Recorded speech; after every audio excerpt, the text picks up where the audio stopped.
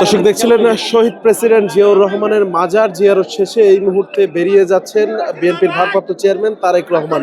2006 সালে সবশেষ তিনি তার পিতা শহীদ প্রেসিডেন্ট জিয়াউর রহমানের মাজার কিন্তু জিয়ারতে এসেছিলেন। তারপরে তিনি দীর্ঘ প্রায় 18 বছর নির্বাসিত জীবন শেষে আবারও তিনি এসেছেন শহীদ প্রেসিডেন্ট জিয়াউর রহমানের যে মাজার সেখানে তিনি জিয়ারতে এসেছেন এবং এই মুহূর্তে তিনি নেতাকর্মীদের সাথে কিন্তু কথা বলছেন এবং আপনারা দেখছিলেন যে হাজারো নেতাকর্মীরা কিন্তু তাকে এক নজর বরণ করে নেওয়ার জন্য এবং এখানে কিন্তু তাকে এক নজর দেখার জন্য হাজারো নেতাকর্মীরা কিন্তু ভিড় জমাচ্ছেন। আপনাদেরকে সেটি কিন্তু সরাসরি দেখানোর চেষ্টা করছিলাম। আপনারা দেখছিলেন যে দীর্ঘদিন পর বিএনপির ভারপ্রাপ্ত চেয়ারম্যান তারেক রহমান তিনি তার পিতার মাজার জিয়ারতে এসেছেন।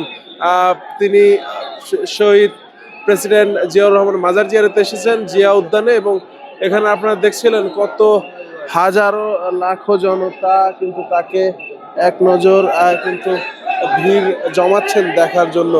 আপনারা দেখছিলেন যে জনতার অভিবাদনে তিনি কিন্তু সিক্ত হয়ে সবার অভিবাদন গ্রহণ করছেন।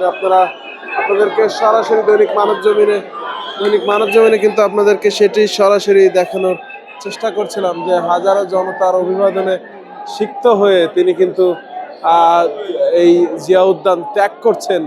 আপনাদেরকে সেটি দেখানোর চেষ্টা করছেন। আপনারা দেখছিলেন যতদূর দেখাতে পেরেছি আমি যে হাত নেড়ে তিনি কিন্তু সবার অভিবাদন গ্রহণ করছেন এবং তিনি শহীদ প্রেসিডেন্ট জিয়াউর রহমানের মাজারে কিন্তু শ্রদ্ধা জানান এবং আপনারা দেখছিলেন তিনি জনতার কাতারে নেমে এসে জনতাকে হাত বুলিয়ে অভিবাদন গ্রহণ করছেন এবং তিনি সবাইকে হাত নেড়ে শুভেচ্ছা জানাচ্ছেন।